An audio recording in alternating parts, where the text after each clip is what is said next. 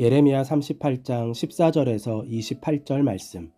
나는 사람들이 두렵소. 오늘 본문은 시드기야가 예레미야와 비밀 회동을 하는 장면입니다. 시드기야가 예레미야에게 비밀리에 만남을 요청했습니다. 시드기야는 하나님께서 자신에게 원하는 것이 무엇인지 물었습니다. 예레미야는 시드기야에게 바빌로니아 왕에게 항복할 것을 요청했습니다. 그러면 시드기야는 목숨을 구하고 예루살렘 도성은 불에 타지 않을 것이라고 말했습니다. 시드기야의 입장에서 가장 좋은 시나리오입니다. 반면에 시드기야가 바빌로니아 왕에게 항복하지 않으면 예루살렘 도성은 불에 탈 것이고 시드기야는 원수의 손에 붙잡힐 것입니다. 예레미야가 말한 경우의 수는 전혀 어려운 것이 아니었습니다. 이것은 시드기야 개인을 위한 것도 아니고 전체를 위한 일이었습니다. 그런데 시드기야가 어처구니 없는 말을 합니다. 나는 바빌로니아 군대에게 투항한 유다 사람들이 두렵소.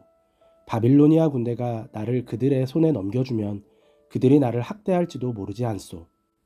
자신이 항복했을 때 바빌로니아 왕이 자신을 이미 포로로 잡혀간 이들에게 넘겨줄지도 모른다는 걱정이었습니다.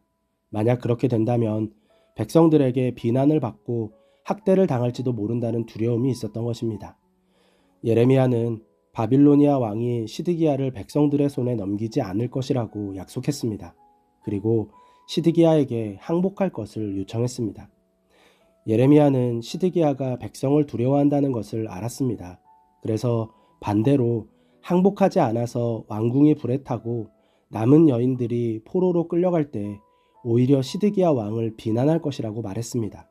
즉, 무엇을 선택하든 비난을 피할 수 없다면 오히려 희망이 있는 쪽으로 선택하는 것이 더 좋지 않겠느냐는 말이었습니다. 하지만 시드기야는 예레미야의 충고를 듣지 않았습니다. 오히려 자신이 예레미야와 비밀 회동을 했다는 것을 고관들에게 들킬까봐 두려웠습니다. 그래서 예레미야를 입막음하고 헤어졌습니다. 시드기야의 선택을 보면서 참으로 어리석다는 생각이 들었습니다. 모든 사람에게 유익이 됨을 알면서도 개인이 당할지도 모르는 불이익, 사실은 당하지 않을 불이익 때문에 어리석은 선택을 하는 것입니다. 이러한 어리석음이 비단 시드기야만의 일은 아닙니다. 마가복음에 의하면 예수님께서 거라사 지방에 가셨을 때 군대라는 이름의 귀신 들린 사람을 만났습니다. 그 사람은 평소 무덤 사이에 머물면서 밤낮 소리를 지르고 돌로 자기 몸을 자해하면서 그 지역 사람들을 괴롭혔습니다. 사람들이 그를 막기 위해 쇠사슬로 묶어보았지만 소용없었습니다. 귀신 들린 사람은 괴력으로 쇠사슬을 끊어버렸습니다. 예수님께서 그 귀신 들린 사람을 만나자마자 그 사람에게서 귀신이 나가기를 명령하셨습니다. 귀신은 예수님이 하나님의 아들임을 알고 자신을 괴롭게 하지 말아달라고 요청했습니다. 그러면서 돼지떼로 들어가기를 간청했습니다. 예수님께서 그것을 허락하셨습니다. 그러자 귀신들이 돼지떼로 들어가서 거의 2,000마리나 되는 돼지떼가 바다에 빠져 죽었습니다. 잠시 후 귀신 들렸던 사람이 멀쩡해진 것을 마을 사람들이 보았습니다. 그런데 이 모든 것을 보고 들은 마을 사람들의 반응이 이상했습니다. 그들은 예수님께 자기네 지역을 떠나달라고 간청했습니다. 왜 그들은 평소 자기 지역의 골칫거리가 해결되었음에도 예수님께 떠나달라고 했을까요? 돼지떼가 죽었기 때문입니다. 즉, 마을의 문제가 해결되는 과정에서 누군가의 거대한 희생이 있었던 것입니다. 그들은 다음번 희생의 주인공이 자신이 될지 모른다는 두려움이 생겼습니다. 그래서 예수님께 떠나달라고 요청한 것입니다. 모든 사람에게 유익이 됨을 알면서도 개인이 당할지도 모르는 불이익, 사실은 당하지 않을 불이익 때문에 어리석은 선택을 하는 것입니다. 그렇다면 왜 이러한 선택을 하는 것일까요? 오늘 본문은 사람들을 두려워하기 때문이라고 말합니다. 하나님께서 하나님의 일을 이루실 때 누군가의 헌신과 희생, 더 나아가서는 손해가 요구될 때가 있습니다. 그 손해는 모두를 위한 것입니다. 자신의 손해로 인해서 모두에게 유익이 생기고 하나님의 일이 이루어진다는 것을 알고 있습니다.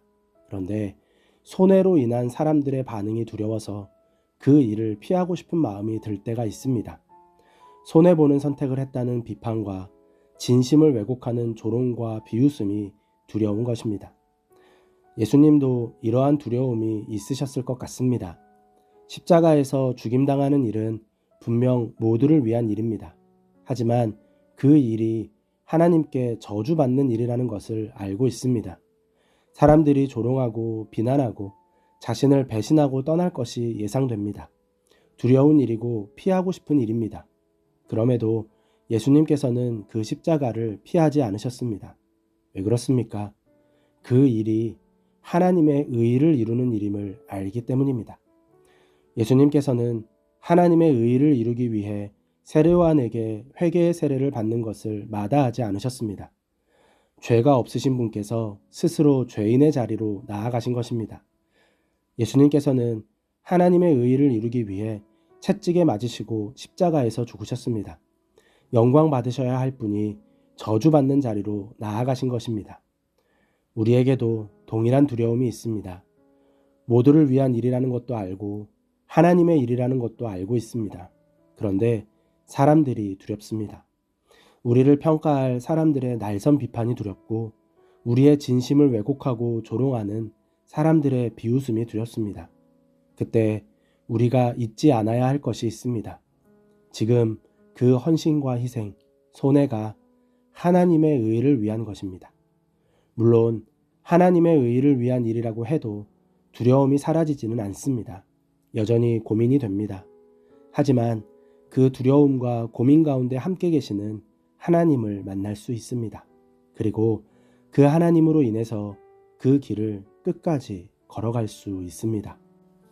오늘도 하나님의 옷자락을 붙잡고 하나님의 의를 위한 일을 선택하는 날 되시기를 바랍니다.